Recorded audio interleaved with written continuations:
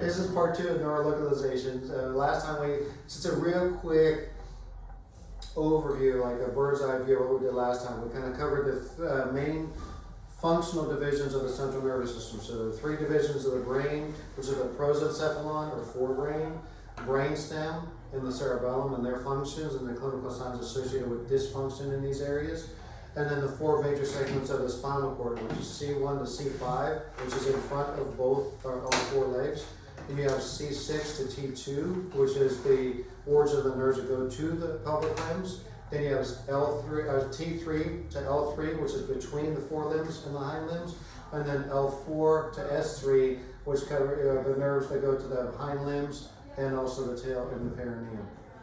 And then we started going into the beginnings of the neurologic exam once we reviewed all that. So remember, we got the history, and we will look at the time sign curve so you can get an idea of the type of process involved by the onset and the progression of the clinical signs. And we started going into a little bit more of how you observe the patient. So we started into the, before you even put the hands on the patient, part of the exam. So what is their mentation like? How are they oriented to the environment? What is their gait like? We talked about the different types of ataxia, which remember is going to be your proprioceptive ataxia, your cerebellar ataxia, or your vestibular ataxia. And then we're going to talk a little bit more about posture. And once we finish the posture, then we're going to start going into the hands-on part of the exam for you guys, okay? So we're going to continue on with a little bit more of the posture. Now the posture is how the body is positioned right there at this time. So the main ones that we worry about is there going to be a head tilt or a head turn. Remember the difference between the head tilt is the head tilt means that the ears are going to be offset from each other, but the nose is going to be straight. And the head turn, the ears are going to be level, but the nose is going to be turned. So the difference between the head tilt and the head turn. The head tilt is usually something associated with one of the vestibular abnormalities, so the cranial nerve 8 or the brainstem or the cerebellum. If you have a head turn, that many times is a prosencephalon or forebrain type of a lesion for you. And if they are turned to a certain direction, they tend to turn toward the lesion, so it's an ipsilateral type of a change. Okay. Then you also have spinal curvature. Kyphosis means that there is going to be an upward bend to the thoracolumbar spine. This is a common posture for dogs with intervertebral disc disease to assume.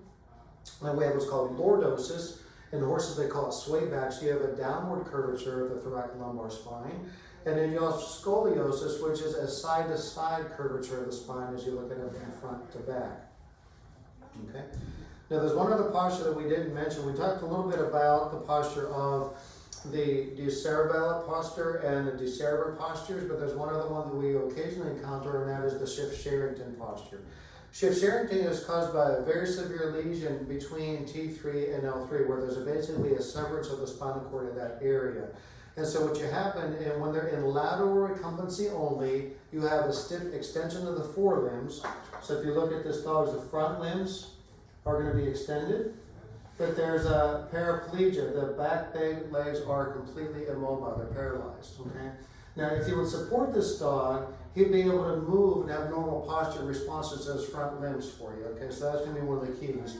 And mentally, of course, you can be break alert because the lesion is going to be between T3 and L3 in this kind of a situation. Okay.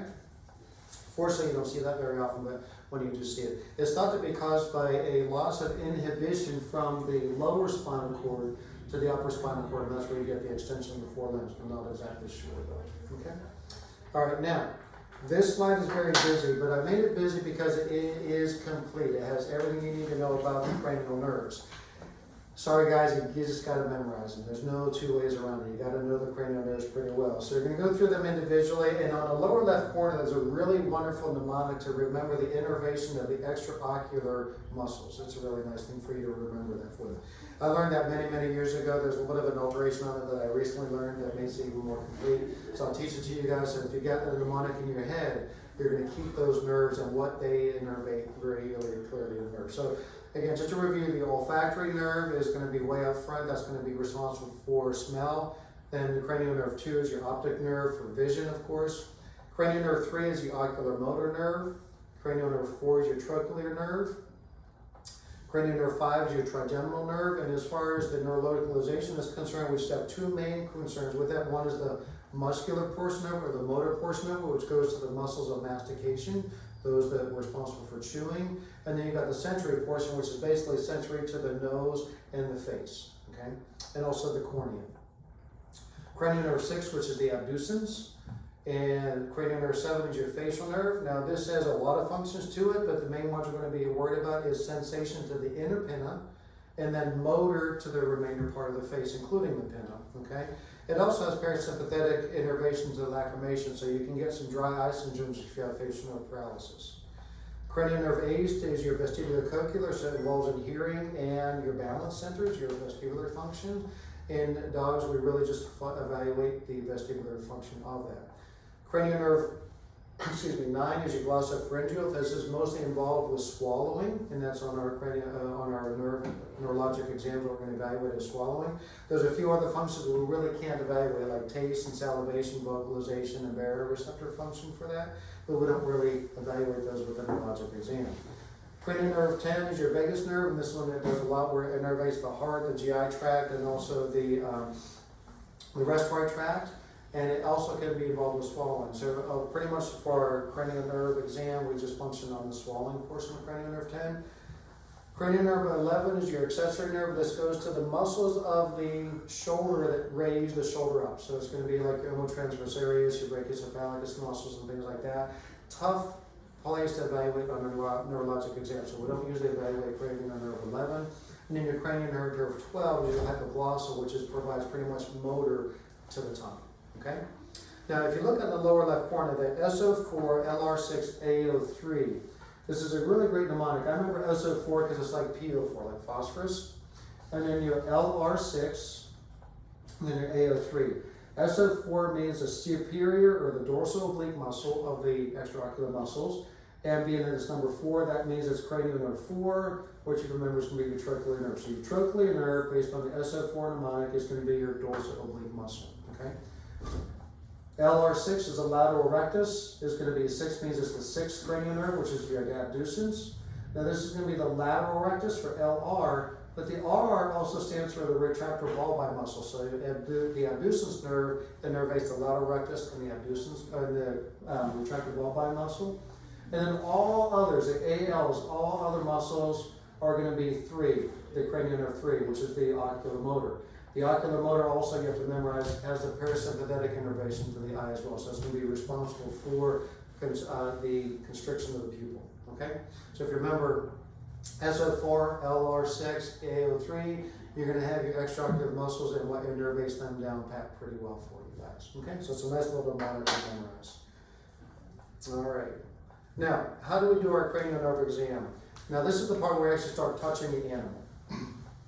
Unfortunately, the tests we use for the cranial nerves don't usually evaluate just one cranial nerve. So you have to use a combination of the cranial nerve exam tests to isolate which cranial nerve has a deficit and how we're going to do that. Okay? So as I go through these tests, I'll mention what cranial nerve is going to be tested by that particular test and how that test is done so we can interpret it. So we're going to spend a couple of minutes going through these.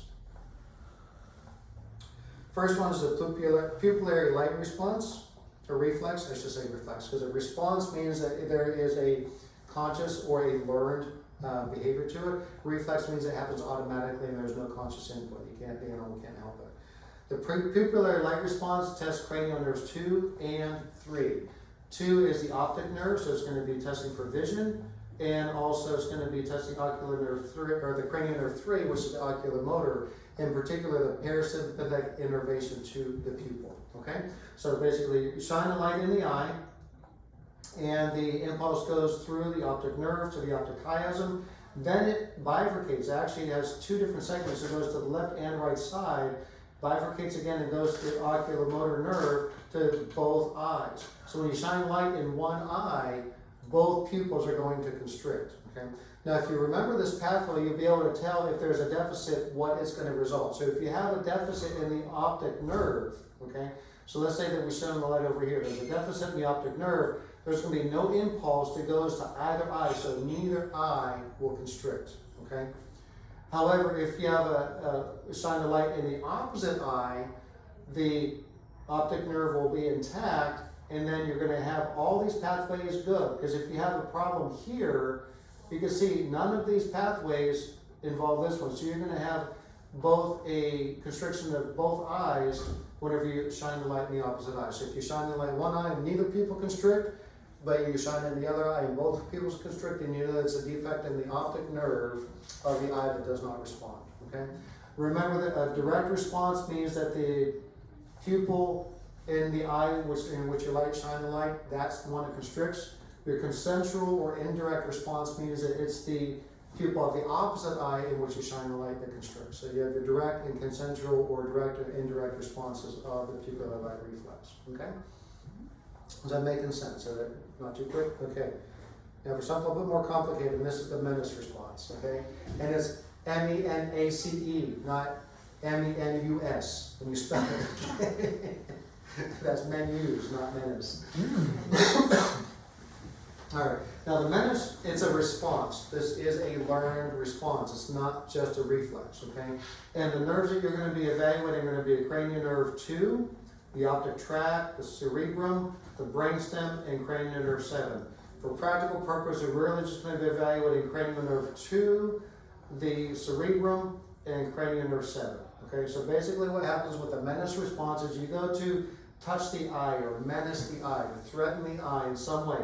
And if you do this, you have to be careful. If you do it with an open palm, you do like this and you wave really vigorously, you're going to then create a wave of air that can touch the cornea. That's a different nerve. That's cranial nerve 5 that innervates the sensation of the cornea. So you can't have a wave of air go to the eye. So do it gently, or you do it with your pointed finger.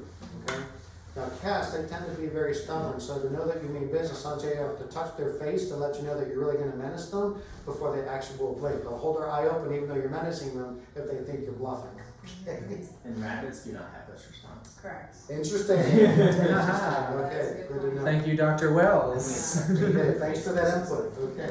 Now, so if you menace the eye, the nerve impulse goes through the optic nerve, and it goes to the opposite cerebrum. It goes up to the brain, up to the forebrain, the opposite cerebrum. Then it comes back down, and then usually goes to the same side, cranial nerve 7. If you're really vigorous, sometimes you'll have a blink response in the other.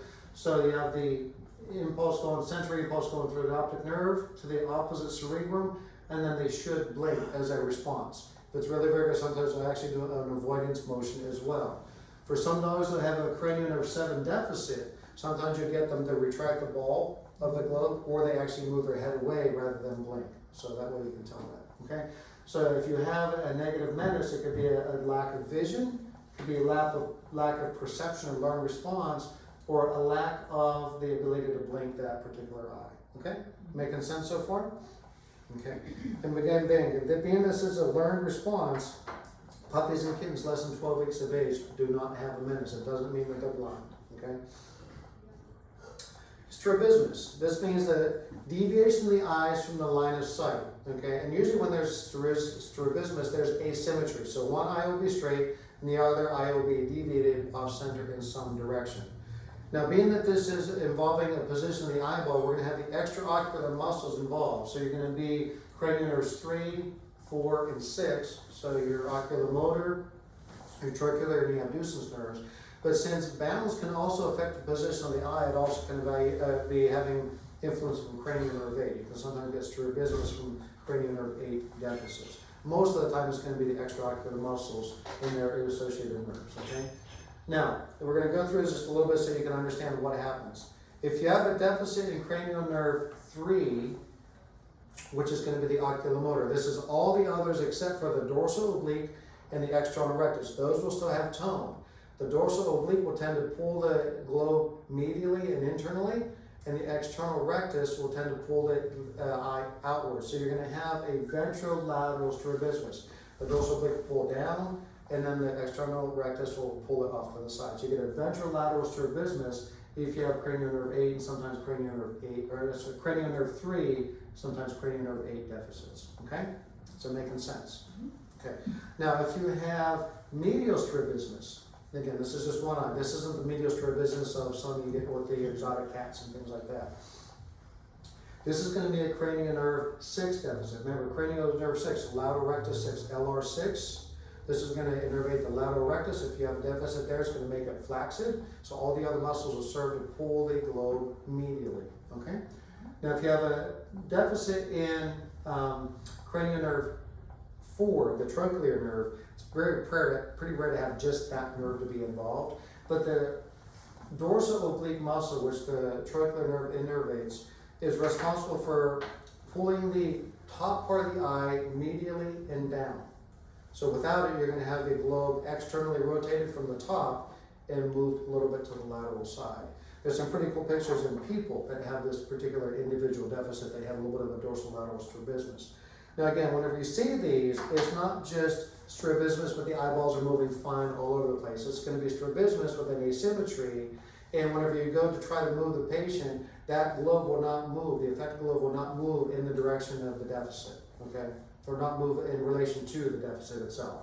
So you're always going to have a medial strabismus even if the other eye moves that opposite direction and things like that. So this is what we mean by abnormal strabismus. All right. Nystagmus. Can I Now, just ask a question? yes, sure. Is it redundant to say positional strabismus? Because I remember that being a thing, like you only see strabismus when you like move the head up and to the side. That's nystagmus. We're going to get to that in a minute. I'm sorry. I must be, okay. I'm thinking. You're thinking positional nystagmus, and that's what we're going to Yes. get to in just a minute. I'm sorry. So hang tight. Okay. I'll answer that in a minute in the next slide, actually. Sorry. So nystagmus is a rhythmic movement of the eyeballs that is not, well, it could be normal or abnormal. Now, I want to clarify this a little bit. Technically, in the textbooks, they say that when you have a rhythmic movement, which is a back and forth or up and down movement of the eye, sometimes it's rotational. It involves cranial nerves 3, 4, and 6, which are the extraocular muscles, okay? You also have the cranial nerve 8, which is the vestibular one, brainstem, and cerebellum, okay? Now, the only reason why I included these is because the movement of the eyeball is mediated by the extraocular muscles. Deficits in the extraocular muscles do not cause nystagmus. Nystagmus is triggered by defects in cranial nerves 8, brainstem, and cerebellum. So I had to include all of this because these are all involved in what makes the eyes move back and forth.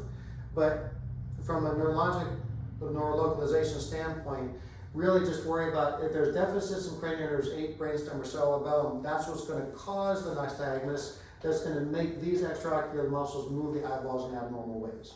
Does that make sense? Okay, great.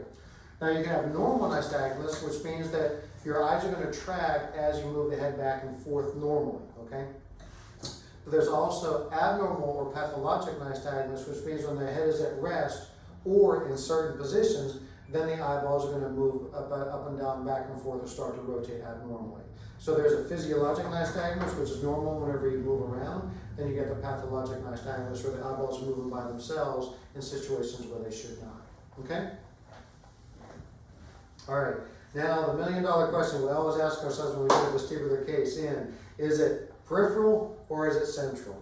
And really, there's a few ways that really will nail that down for you, and they're not very specific, okay? Now, we're always taught about if you've got vertical nystagmus, if you've got positional nystagmus, you think it towards being central versus peripheral. And that is true, but be careful, because if you have any kind of rotational type of component to it, it still might be just peripheral. Don't rely on the type of nystagmus to dictate is this going to be central or peripheral, okay? So in general, if you're going to have peripheral nystagmus, you're going to have horizontal or rotational. Vertical and positional tend to be more likely to be central, but again, don't rely on that alone. Your head tilt is going to, if you have a nystagmus, usually you have a slow phase and a fast phase, okay? For peripheral lesions, your fast phase is going to be away from the lesion, okay?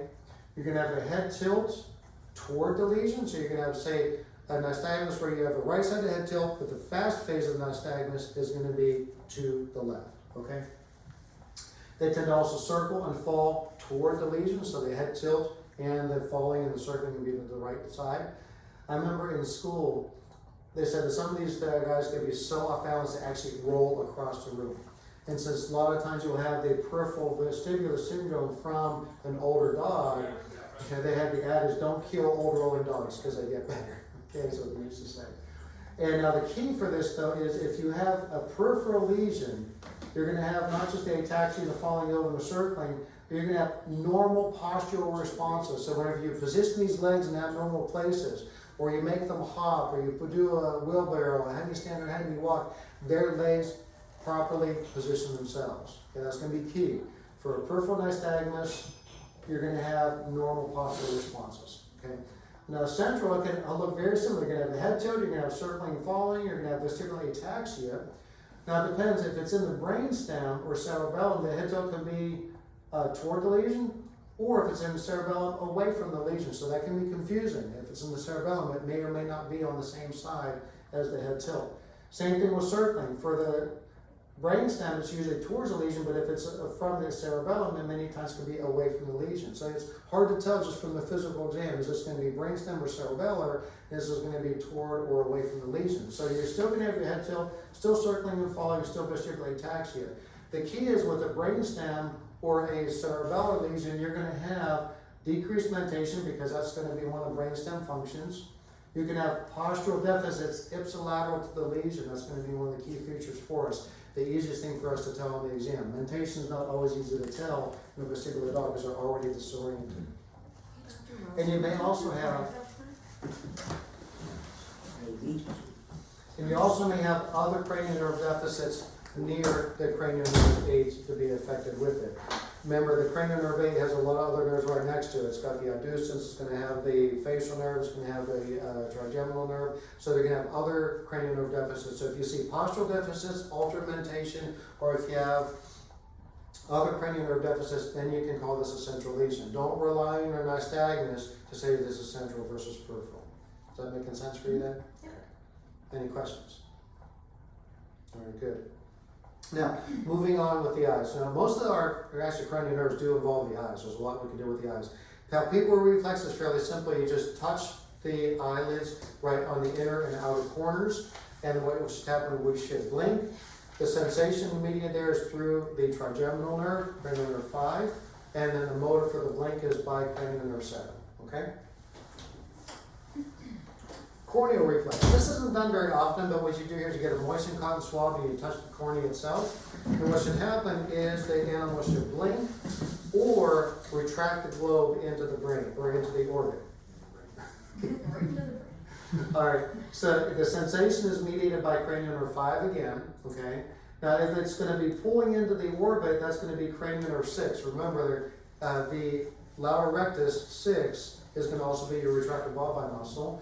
And if you have a blink response, then that can be your cranial nerve 7. So this can cranial to these three nerves is what the corneal reflex tests.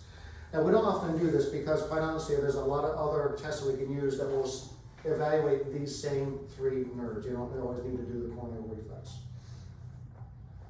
Facial sensation and motor. This is pretty much what we do all the time. You kind of pinch or touch or scrape along the face and the ears to see, one, can they feel it? And two, do they move their lips or their ears or their eyeballs the way, or the eyelids the way that they should? Sensation is again through the 5th cranial nerve, so sensation is through the 5th cranial nerve, trigeminal. Touch on the inner pinna is also cranial nerve 7, that's the inner pinna only though. Everywhere else on the face is going to be the sensation by the 5th cranial nerve. Now if they move or flinch or blink their eye in the area, then that's all mediated by the 7th cranial nerve. So motor through the 7th cranial nerve, sensation through the 7th cranial nerve for the inner pinna only, and sensation for the rest of the face through the 5th cranial nerve, okay? Now, another test that you can sometimes do is that we use for one, if you're not sure if the 5th cranial nerve is working, is touch right inside the nares, right inside the nostril, okay? That's the 5th cranial nerve that have sensation through that, and they should have some sort of avoidance motion, pulling the head away or moving to the side or snorting or sneezing. This is a learned response, so that's going to be a cerebral response that is many times contralateral to that particular stimulus. Okay? So if you have a deficit there, you touch inside the nose, but you have sensation through the rest of the face, start thinking contralateral forebrain or something like that. Okay? All right. Cranial nerve symmetry and tone. This is basically making sure that the muscles of the face both are symmetrical and have proper tone to them. Now this is basically also evaluating cranial nerve 5 and 7, but a little bit differently, okay? The muscles of facial expression are through the 7th cranial nerve that we've been talking about already. But the muscles of mastication also innervated by the motor portion of cranial nerve 5, the mandibular portion of cranial nerve 5.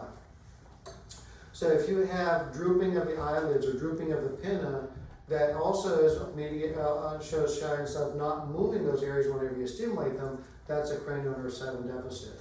Now, the muscle of mastication is a little bit harder to evaluate, it's a little bit unilateral, but if you feel the temporalis and the masseter muscles, and you find one side atrophied and the other side not, that could be a cranial nerve 5 deficit. Now, I've seen a couple of cases of bilateral trigeminal neuropathy where you have muscle of mastication both paralyzed. It's called a drop jaw. Now, that's usually idiopathic in origin, and it can get better on its own. The trick is they can't close their mouth.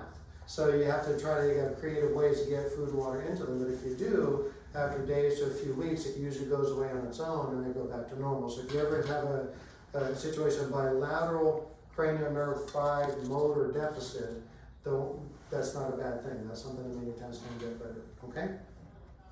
All right, intraoral exam, this is gonna be testing your cranial nerves 9 and 10, basically to see do they swallow. So if you can do the intraoral exam, take a look in the back of the throat and put your finger back there to see if they do stimulate a swallow or if they contract the muscles in the back of the pharyngeal area. Now, so you want to have a nice cooperative patient to do this. We'll be really quick about it. If you don't, you can actually stimulate the swallowing reflex by putting pressure up above the larynx, and that many times will make them swallow as well. So you can test these nerves that way. And then tongue symmetry and tone is going to be your hypoglossal nerve, your cranial nerve 12.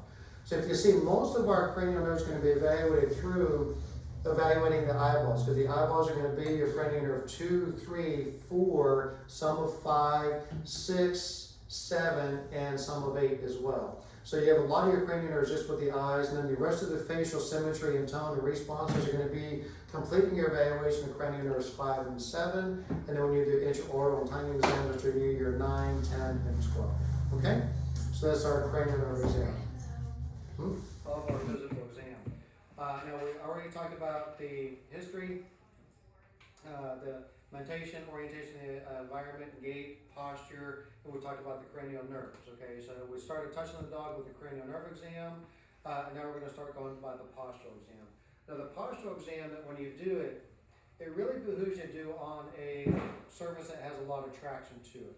You don't want to do it on the slippery table or the slippery floor because the dogs aren't going to have their grip, and it's going to make it very hard to interpret the postural responses. Now, I just kind of listed them over here on the left for you guys to remember what the postural response tests are.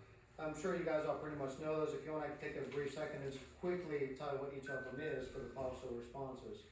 Just a little note about this first one, the paw replacement test. We used to call this conscious proprioception. They've actually renamed that now to say the paw replacement test or the paw correction test. The reason is the neurologists in their detailed orientation have now wondered, is this truly conscious proprioception, or is it general proprioception? Is it more reflexive, or there really is an awareness of what's going on? So they're not exactly sure. So whenever we talk about this now, we call it the paw replacement test, okay? And this is where you knuckle the paw over, and then they should hurry up and quickly replace it. Hopping is very obvious, where you just kind of pick the dog up except for one limb, and you kind of make them hop along. The key is make them do the hopping. Don't lift them up and place them down as you do that. Okay, it's tempting to do that, especially for the little dogs, but you got to make them do the hopping. Okay, if you've got a big dog and you can't lift them all up, I've had some success where you just pick up one front limb and then push them to the side and make them hop with the other, keeping the pelvic limbs intact, or vice versa, lifting up one pelvic limb, pushing them off to the side, and see if they hop appropriately that way for you. Wheel bearing is obvious, to pick up the back legs and push them forward so they move right. Hemi standing and hemi walking. Hemi means both legs on the same side. So what you do is pick up the right, say left front and left hind, and make them hop on their right front and right hind, and vice versa. Okay. Extension postural thrust. You guys remember what that is? Okay. This is where you pick up the animal. Works really for just small animals. You pick them up till the feet are off of the table or off of the floor. And then you slowly let them sit down, and they should extend to go and touch the table, and then you move them back and forth and side to side to see, do their feet track properly. So it's basically the opposite of wheel bearing with the pelvic limbs. Okay, it's extension posture. Is that the same as like when you hang them like that and then hit their legs to the table, they Nope. should place it on the table? That's this one. This is a placement I test. see. Okay. Now, the placement test works really well in cats. Now, there's both non-visual and visual parts of the test, where you take the animal off the table, you dangle them, and then you cover their eyes first, and then you bring them up to the table, and as soon as their paws hit the table, they should place them on the table. Not always both at the same time, it usually is one after the other, but both should place on the table. And then you can do that with the pelvic limbs as well, okay, the hind limbs as well. Encourage you to do the non-visual test first and then the visual, because if you do the visual test first, the animal's gonna know the table's there, and even after you cover their eyes, they're gonna anticipate that table might be there, so it's gonna be harder to interpret if you do the visual first before the non-visual placement. And this is a good test again for the cats. All these responses, the postural responses, are that responses. These are not reflexes. They have a pathway that starts in the cerebrum, goes through the brainstem, goes to the spinal cord, to the reflex arc, and down to the peripheral nerves, and then to the muscles. So anywhere along that pathway can lead to a postural deficit, okay? And all of these responses use similar pathways. So you don't have to do all of these postural responses for the dog. So usually what I do, and the easiest for me, is do the paw replacement test. And then if that's normal, just to be sure there's not a postural deficit, then I do hopping. And then if I'm still concerned, then I do things like wheelbarrowing or some of the others. In cats, I kind of usually reach for the paw or the placement test at first, the non-visual and visual, because that usually works a little bit better for the cats than some of the other things. Because cats being cats, they don't really like their paws being messed up to do the paw correction, and hopping can be very difficult in a cat that has a lot of sharp extensions from themselves, things like that. So you don't have to do all of these in order to know if there's a postural deficit for you, okay? All right. Spinal reflexes. Now, I kind of grouped these all together on one slide to make it concise for you guys. But basically, we're going to evaluate the thoracic limb and the pelvic limb separately. These are true reflexes, which means that the animal does not need conscious control in order to do them. Now, the thoracic limb, this is a tough limb to get spinal reflexes from. Your biceps reflex, where you put pressure on the bicipital tendon, and then you use your fleximeter, the reflex hammer, pound your finger, not the tendon, pound your finger, and they should get a contraction of either the elbow, or you can see a tensing of the biceps tendon. The triceps reflex is where you actually tap with the fleximeter the tendon of insertion of right above the olecranon to see if they do get an extension of the limb. Easy to get a false positive on this, because just the fact of hitting it, you're going to put pressure on that tendon, and it's going to make that tendon, make that limb go out. And then the easiest one to do is actually the extensor carpi radialis, which is just right on the top of the forearm, right below the elbow, right distal to the elbow. You just do your fleximeter, hit right on those muscles, and you should see the paw extend, okay? Again, easy to get a false positive with this if you're too vigorous with your tapping, okay? Now, these are the nerves roots that you're going to be evaluating, or the segments of the spinal cord that you're going to be evaluating. Your biceps is innervated by the musculocutaneous nerve. That's going to be in the front of the C6 to T2 spacing, so it's the C6 to T8. The triceps and the extensor carpi radialis, being that those are extensors of the limb, are going to be evaluating the radial nerve. And that's going to be your C7 to T2. So there's going to be a little bit of an overlap with these, okay? But if you have a really good patient, you can get really definitive biceps and triceps and extensor carpi, you can further isolate from C6 to T2 to, okay, this is cranial aspect in the C6 to C8 or C7 to T2 range for you. It's not really common for you to do that though, okay? So really, all you need to do, are there any deficits in any of these kind of reflexes? C, is this associated with the reflex arc for C6 to T2 kind of a lesion for it? But the thoracic limb is a tough one to evaluate. Pelvic limb is a little bit easier. You got a few that you can do, like your patellar and your sciatic nerve and your craniotibial and your gastrocnemius. Now, really the only ones that are involved are going to be the patellar and the sciatic nerve reflexes. Patellar is going to be your femoral nerve. That's going to go to the quadratus femoris and also your quadriceps muscles. That's going to be in the cranial aspect of this segment, which is L4 to L6. Now, be a little bit careful when you do the patellar reflex and calling it exaggerated. Remember, we talked about calling a reflex exaggerated is really not necessary. You just have to know, is it present or is it diminished or absent? If you have a problem in the caudal aspect of this, the L4 to S3 area, you're going to affect the sciatic nerve. The sciatic nerve is responsible for flexing the limb. So if you have a deficit here, you're going to have a relative increase in tone for your quadriceps. So you're going to have what's called a pseudo hyperreflex. Your patellar reflex is going to look really exaggerated because you don't have the flexors of that leg innervated. They're going to be more flaccid. Okay, so don't worry about this being something you have to worry about. Is that really hyperreflexia or not. If it is, it may be not because of an upper motor neuron lesion, but because you have a deficit in the sciatic nerve. Now, the sciatic nerve reflex is not something I saw in the more recent literature, but it's one that I was taught. It's a really nice one to do, where you get your finger between the greater trochanter and the ischial-tuberosity, okay? So you can feel for the top of the thigh bone, or the femur, and where the pelvis comes with the ischial-tuberosity. There's a little divot right there. That's right where the sciatic nerve passes. So what you do is you put your finger there, and with your pleximeter, hit your finger, and you should see the whole leg contract when you do that. Now, to get a little more fine-tuned, you can do your craniotibial reflex, which is down in the shin. It's in the front of the shin, just to the outside of it. You're going to tap that muscle belly with your pleximeter. You should see the hot flex, okay?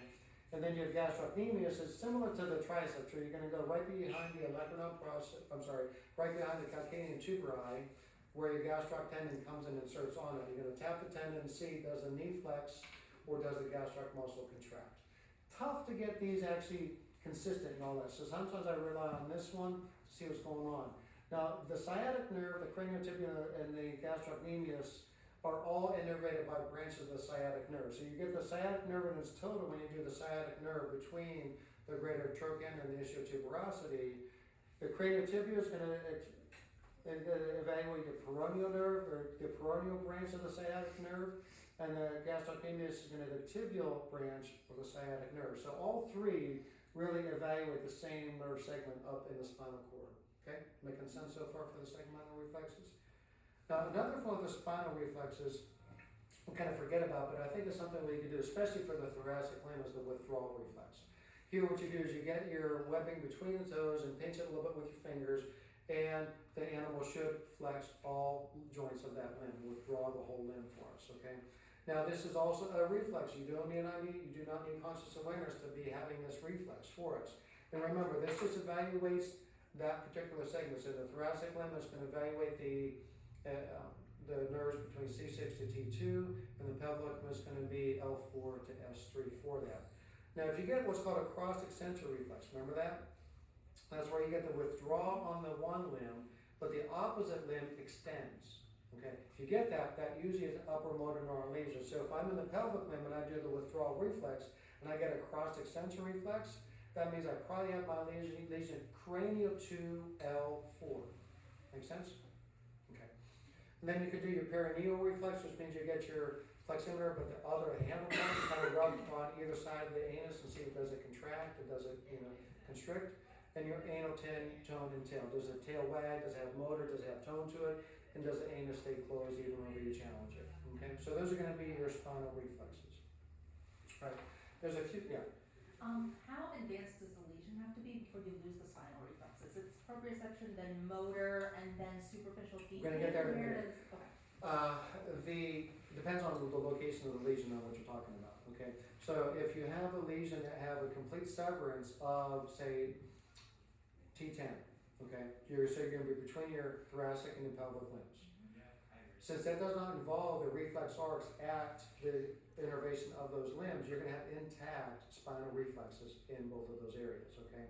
You might get a cross-extensor reflex in the pelvic limb because you have that lesion in front of the pelvic limb, but you're going to have intact reflexes. If you have a lesion in those segments, then you have deficit in those. So what you're talking about is nociception, okay? So the order that you're going to get deficits, initially you're going to get loss of proprioception, okay, if you have a minor lesion. After that, you're going to get loss of motor. Then after that, you're going to get loss of superficial pain. Then after that, you're going to get loss of deep pain. So that's more the order of the type of lesions you're going to get. But that's not based on the segmental reflexes. That's more just general pathway So they're totally losses. separate. Exactly. Separate. So if you have, say, a T10 lesion, you can have decreased conscious proprioception and decreased motor. So you can have paraplegia and also loss of proprioception in those limbs. So either your postural or responsive are going to be not responding very well, but you can still have intact reflex segmental reflexes because it doesn't involve that part of the spinal cord that goes to that pelvic limb. Does that make sense? Okay. All right, good.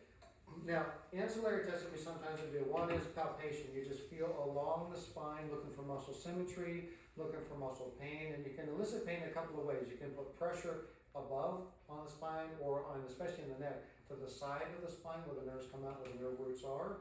Or you can do it by manipulation, where you can actually move the neck back and forth, up and down, or you can bend the spine a little bit up and down and things like that for it. So you can check for muscle symmetry and discomfort associated with the spine with the palpation. Paniculus response, everybody knows like this one and likes this one a lot. This is actually a very conserved reflex. You have to have a huge deficit for this to be lost, okay? Unless you have a problem in C8 to T1. That's the origin of the lateral thoracic nerve that innervates the cutaneous trunci muscle, okay? So if you have a deficit there, you're gonna lose all your paniculus. Now, typically you're gonna go along each side, and you should have, where you pinch, both sides contract. It's a bilateral reflex, okay? And where you see that cut off is usually where that lesion is. On average, two spaces cranial to where the deficit is. Now, it varies on where the spine is. It can be anywhere from 0 spaces in front to 4 spaces in front. So it's not always 2 spaces in front, but if you see a cut off, you're gonna say, okay, on average, it'll be 2 spaces forward, which my lesion is likely to be. Now, quite honestly, this is nice if you're gonna do surgery or something like this, but it doesn't really help you localize things anymore, because this is gonna be testing from L2 to L6. Okay, so you're already gonna be doing those other things. What's that? T2 to L6? T2 to L6, I'm sorry, that's L2 to L6. That's it, T2 to L6. So you're gonna basically doing is gonna be in the area between the pelvic and the thoracic limb, or is gonna be involved in where the pelvic limb is, and you have a lot of other tests to isolate for, so you don't always have to do the paniculus response. And then, does that make sense for everybody with the paniculus? Okay, good. And then this last one is the nociception. This is feeling for pain response. This is a conscious response, it's not a reflex, okay? And what you need to do is see, is there gonna be a conscious response? Growling, looking, blinking, wincing of the face.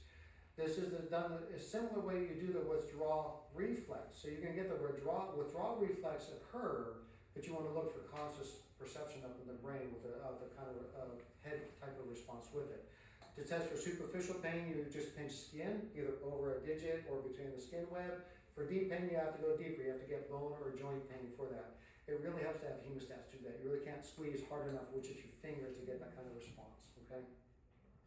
So now you only do this test if there is paralysis present, because remember the order that you're going to have functional loss of neurons: proprioception first, motor second, then you're going to lose your superficial pain and your deep pain. So if you have proprioception and motor, you don't have to test for superficial deep pain. You can assume they're already there.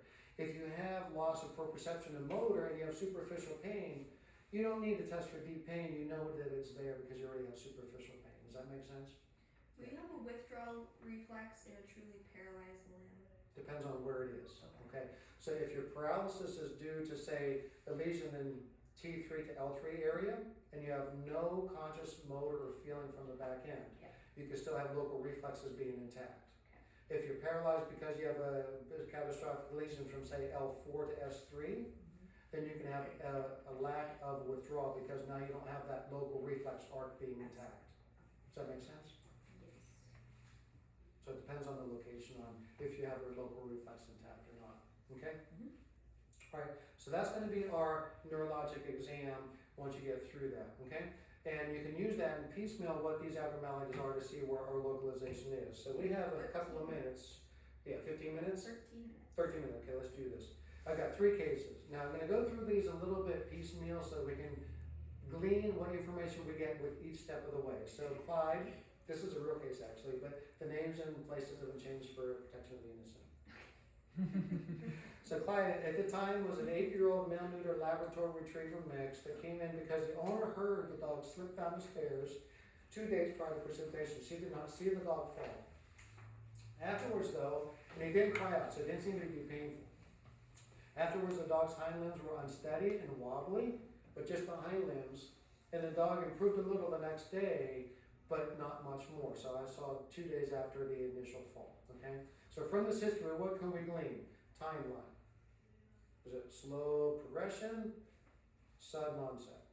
Sudden onset. That did not get better. Sudden onset that got only a little bit better, but it's only been 2 days, so we don't have that long duration. No. So acute onset, we're thinking trauma, vascular event right away. So just from our history, we're already pinning down some of the process that we're going to be thinking about. Okay, good. Also from the history, it looks like that it's just the hind limbs involved. But be careful, owners don't always perceive all the changes that we can on our exams, okay?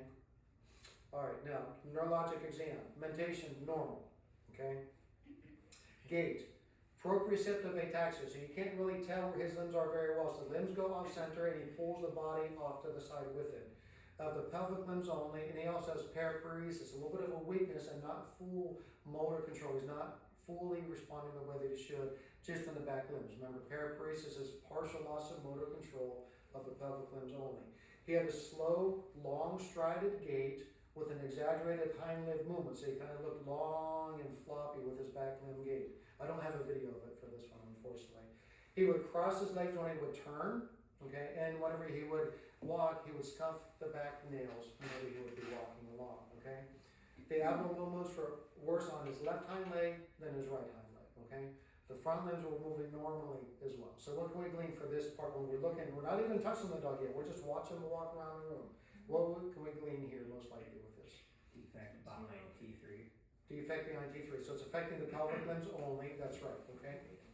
And we still don't know, is it T3 to L3 or is it L4 to S3? We don't know that just yet. And there seems to be a sidedness to it, okay? All right, posture, normal. No kyphosis, okay? Yeah. Cranial nerves are normal, okay? Postural responses. Slight decreased paw correction of the left hind leg, so it's very subtle, but the right hind leg was normal with the paw correction. But he had decreased hopping of both hind limbs, with the left hind being worse than the right. This is why it's important to do more than one postural test alone. Don't rely on your paw correction alone to say that there's not a postural deficit, okay? So here we saw with the hopping, things are a little bit easier to detect that there is a postural deficit, okay? So now we're still thinking anywhere column to T3, right? All right, spinal reflexes, normal in all four limbs. Okay, so what did that tell us? Now where's our lesion? It's between,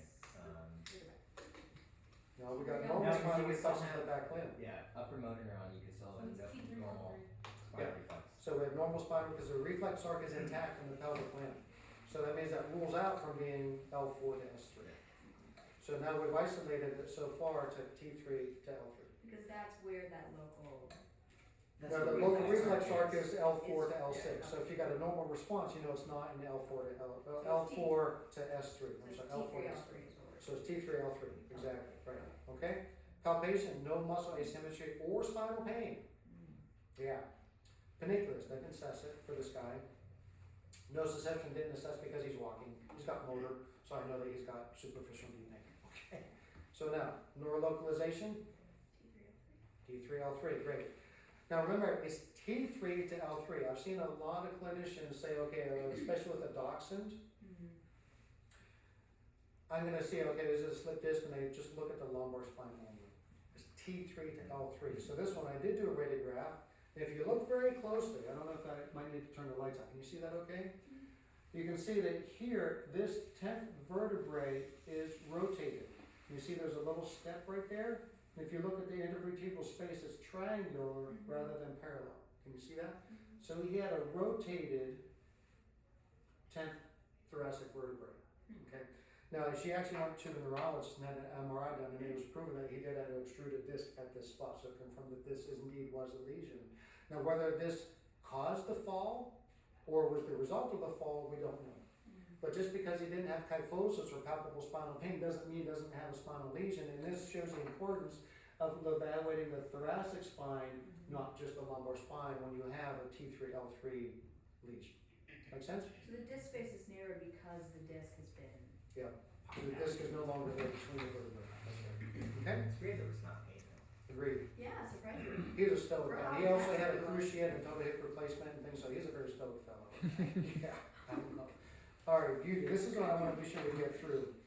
The next one's going to be interesting as well. Hopefully we have time.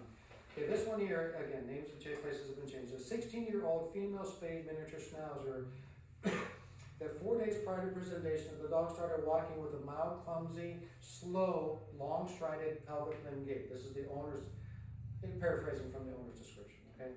The owner thought it was due to stiffness after a long walk, because she took a long walk before, but the gait did not improve with time, okay, and rest. The dog was systemically normal in all other ways, okay? So now, from this history, what we're gonna say about the time sign curve? Slow Sudden progression, onset. sudden onset. Okay, so sudden onset, we're thinking right away vascular event, trauma, kind of a thing, okay? No history trauma, but sometimes people don't always notice that, right? And sometimes traumatic things can be very minor, the dog jumping off a couch, and the owners don't think it's a traumatic event, but it's enough to cause intravertebral disc to I slip. find trauma can be too strong of a word for some owners. They think trauma like hit by car. Right, Trauma exactly. could be, I say like injury or like did the splits or Boo-boo. Good point. fell down. Boo-boo. Right. Did the Took splits a in the spill, boo. you know, whatever. Very good, Keep yeah, that in wording mind. can make a big difference on what the Yeah. owners perceive what you're asking, very good, very good. So neurologic is again, mentation is normal, okay? Posture is normal, okay? So now again, we're not even looking at the dog, so now I got a video of this dog's gait.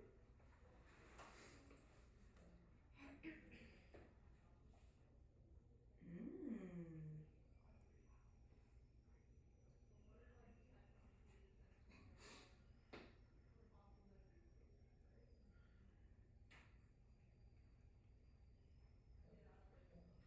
I was there for that video. Mhm. You were? Yeah, don't cheat. Okay, I wanna say Characterize something, that but I gait. don't wanna be wrong. good, characterize Either that. the front is Is it short a and choppy or the two-engine back gate? is long. Is it a two-engine gate? It's a two-engine Okay, gait. yay. Yeah, that's what, good job, guys, because I thought you were gonna focus on the back leg, 'cause Yeah. with the history, that's what the owner noticed. Right. Owners don't always notice that short choppy gait. Now be careful when you evaluate short choppy gait. I've been fooled a That's couple why I times said- because on the front limbs, if you have just a pelvic limb injury, like with the first case of T3L3 lesion, the hind limbs are gonna have a slow choppy gait, but the front limbs are gonna have a normal pace. They're gonna extend out, they're gonna go ahead and have the normal pace for the rate that they're moving for you. Here, if you look really close, It's you hard can to see tell on a it's little short dog. and choppy. It is. Yeah. So you can see she's sitting there really He's short and so choppy. stiff too. And it looks stiff and choppy in the front limb, so it's like she's all gathered together up front, but back is loose and goosey, okay? Like So this is a two-engine gate, good job with that. So right away with the two-engine gate, what do you think? As far as neurolocalization? I don't remember. C62, right? C6T2, exactly, because that's gonna cause a Yes, yes. lower motor neuron gate, which is gonna be the short choppy gait in the thoracic limb, but an upper motor neuron gait, which is gonna be your long strided and slow ataxic gait in the high pelvic limb. So C6T2 is lesion we're already thinking about, good job. Every little dog has a short choppy gait in everything. It can, that's why it's gonna be difficult to test, so let's go on with our neurologic exam, see, can we have more evidence of this? Cranial nerve exam is normal, so normal mentation, normal cranial nerve, no cerebellar ataxia, so it's not in the head, okay? Postural responses, thoracic limb, we have normal paw correction, but we have slightly decreased hopping of both thoracic limbs, and when the dog stumbled when we did the wheelbarrow type of a thing for the wheelbarrow, okay? So we have evidence of postural deficits in the thoracic limbs, okay?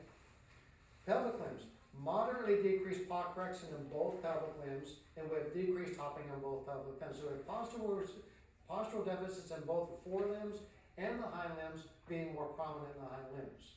Does that help you to localize anything? Say that more. We have postural deficits in all four limbs, but they're less dramatic in the front, more dramatic, more noticeable in the hind, okay? Does that help to localize it any better?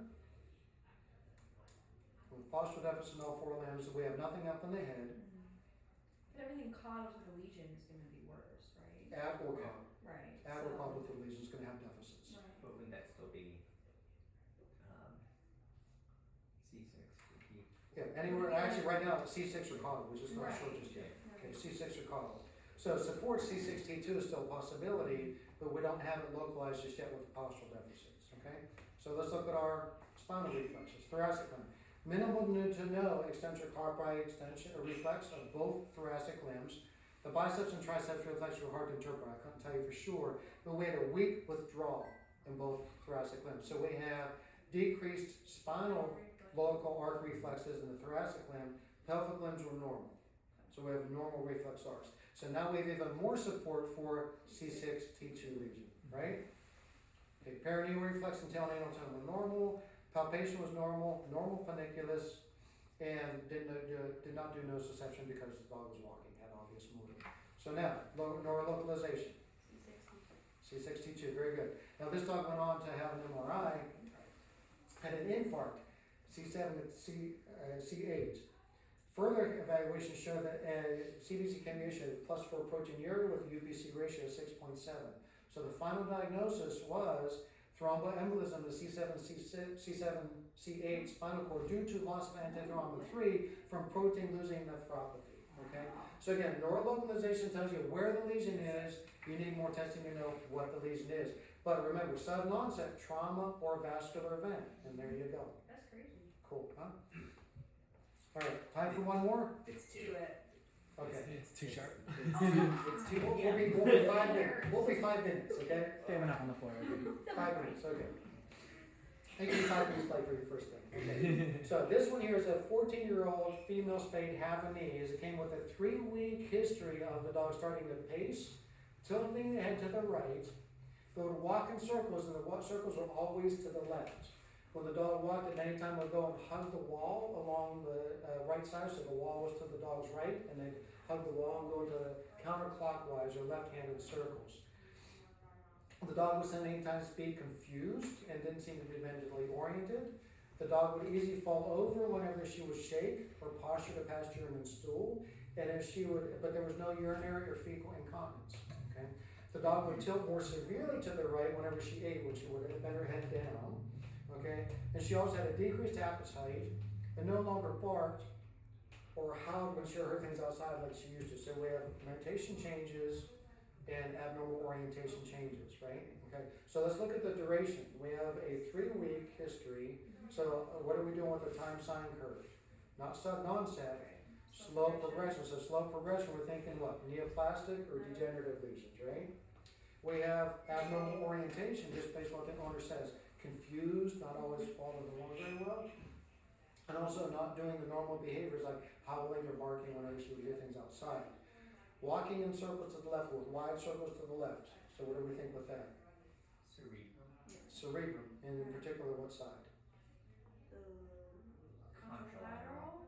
Actually, they walk So in, you can tilt. the head tilt is They a go little bit towards the confusing. left. So she's They usually- tilting to the left, but No, walking. tilting to the right, but walking to the left. So usually they walk To the left towards side. the lesion, they Yeah. circle towards the lesion, but they got a right-sided head tilt. So you gotta keep So that the in mind. head tilt's contralateral. Yeah. Well, in this case it is. Okay. In this it is, but usually a head tilt is toward the same side of the Right, lesion. that's why I'm confused. So this is a little confused. So this is a little mixed signals. But right away, we're getting a slow progression, so degenerative or tumor of probably 4 brain lesion. Can't tell side just yet, okay?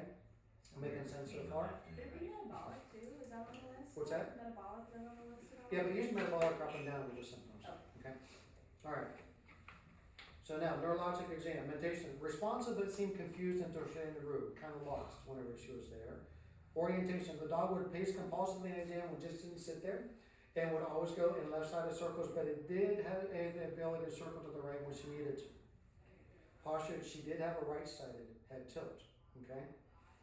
Gait, the dog walked with minimal to no ataxia, okay? All right, cranial nerves. PLRs were normal, both direct and indirect in both eyes.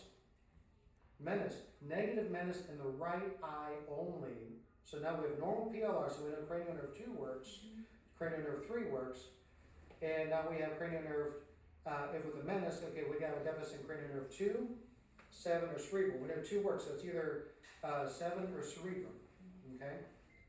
So our strabismus was none, our nystagmus was none, palpebral reflex was normal, so we know 7 works. So now we're thinking cerebrum based on our lack of menace. If we have a negative menace, remember with the menace pathways, the cerebrum is on the contralateral side. So our right-sided menace means left cerebral lesion. Walking in circles, cerebrum.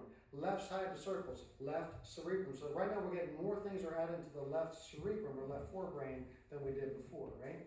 Coronal reflex I didn't do. More cranial nerves are all normal, okay? Postural responses, paw correction was normal in all 4 limbs. But whenever I made the dog hop, it was decreased only in the right front and the right hind. The left front and the left hind were normal hopping. So again, if you have a left cerebral lesion, you have contralateral postural deficit. So again, left-sided cerebrum is still a possibility, okay? Spinal reflexes are all normal, so the local reflex arcs of T6 to T2 and L4 to L6, or S6. L4, S3 are all intact, okay? Palpation, normal paraspinal symmetry, no spinal pain. Did not do a paniculus and didn't do nociception because she was walking. So now, neurolocalization. Cerebrum. Left prosencephalon, left cerebrum, left forebrain. Exactly. So what about this right-sided head tilt? Well, back up. They're based on the dog's age and a time sign curve. Would probably have a brain tumor in those. It could be a vascular event, but that wasn't sudden on onset. It could be some degenerative process of the central nervous system as well, but again, nothing that really suggests that for sure. Need an MRI to prove it. So what about this right-sided head tilt? Now, actually, for this case, because I was confused by that myself, because that's the only thing that did not fit with a left cerebral lesion, I actually called Dr. McKillop because you did a stellar job localizing to the left forebrain. I said, yeah, but what about that right-sided head tilt? He says a few things. One is it could be that if there's a brain tumor, there could be intracranial pressure that is increased, and that can radiate to other parts of the brain to cause a right-sided head tilt. He's also seen a few dogs with a thalamic lesion, okay, a thalamic tumor in the thalamus. Remember, that's part of the diencephalon, which is part of the forebrain, but it still, for some reason, causes a contralateral head tilt. Don't explain it. It doesn't have it. It says that the pathways aren't very well understood, but it's a possibility. Or we may have a multifocal disease somewhere in the right brainstem, also causing these same kind of deficits. So those are kind of explanation as well.